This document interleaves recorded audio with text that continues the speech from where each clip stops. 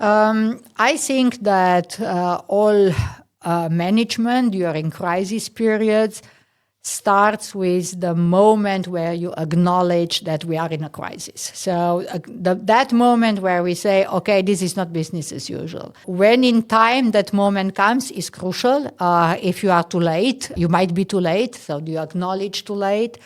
If you just think it will come and you are too early in the curve, that maybe it's not good either, because, you might trigger investments which are probably not necessary. So, getting the right moment to acknowledge that this is a crisis, and not to be too early or too late. It's important. Then you have acknowledged that, okay, so what are we doing? In my experience, what I have done in those situations, I made sure that I have the right people at the table. That I'm not taking decisions, on emotions, because crisis can be emotions or can trigger a lot of emotions. So it's not a good moment of taking decisions which are just emotional. Also, to make sure that I have all the information needed. So it was crucial to have the right people on the table to bring the depth, the information with the depth and with the extension which was needed, and also to cool down the emotions if there were emotions involved. It was striking and very encouraging to see how having the right people at the table and enabling, an open discussion, how ideas come. We had that handful of good ideas, which we said, okay, we can build a plan on that. And that was then the next step, to build a plan which we try to be as solid as possible. So again, based on a very good information, or the best information we could have at the time, and based on the cooling down the emotions.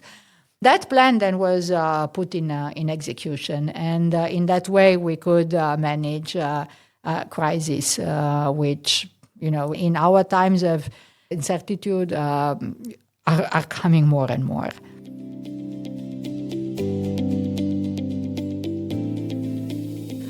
I think the board has a crucial role in identifying exactly that moment of acknowledgement, making sure that they have an opinion on that which is independent. That's why we have independent directors in the board, because it might be like that the management is not seeing the crisis, or they don't have an interest in making it visible exactly at that point of time. So I think that the board has really a major role in identifying that this is a moment of crisis. This is not business as usual, regardless if the management is putting that on the table or not. And then, of course, in an ideal case, both board and management are totally aligned on that moment in time. And then the board has a supportive role, supporting, the management to cope with the crisis. But having an independent view on the crisis coming, on that moment of acknowledgement, I think it's very important.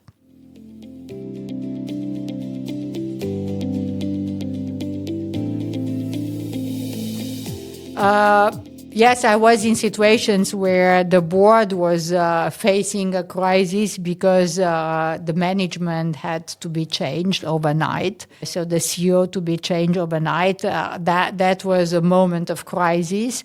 But it was well managed because it was a conscious decision to do in that way.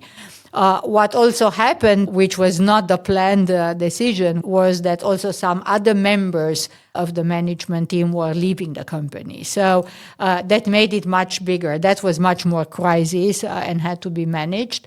And also there it was the same, the same approach, acknowledging, having the right people at the table, creating fast the plan, and then executing the plan. And stabilizing the organization in this case.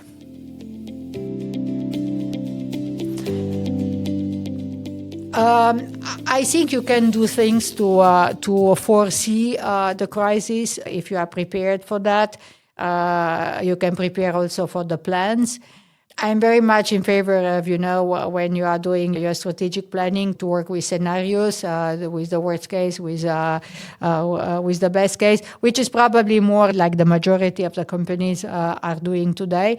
But I'm coming back to that point of the deep understanding. If you understand what are the drivers of your business? What are the drivers of your profitability? Which regions or which businesses or which segments or which customer are giving you the best of what you want? Understanding that the drivers of your business and the detractors of your business, then you can prepare and you can foresee. And you don't need to wait until it's in everybody's mouth to talk about a specific topic. You can also foresee changes, disruptions, problems, even crises.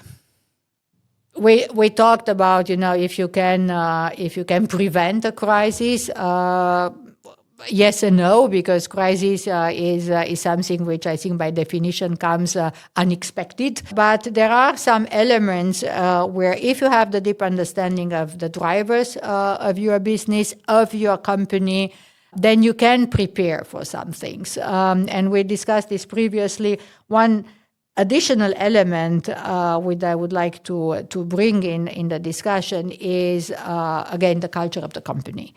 If you have a company culture which is really fostering agility, and you are young in your mindset, and that has nothing to do with the age of a person or the age of a company, but that hunger for knowledge, the curiosity of what's coming, what's new, having that healthy mix of young generation and older generation, and having an older generation which stay tuned and curious and embracing the new. That's a cultural feature which, in my opinion, is important for a company to better prepare for something which might come.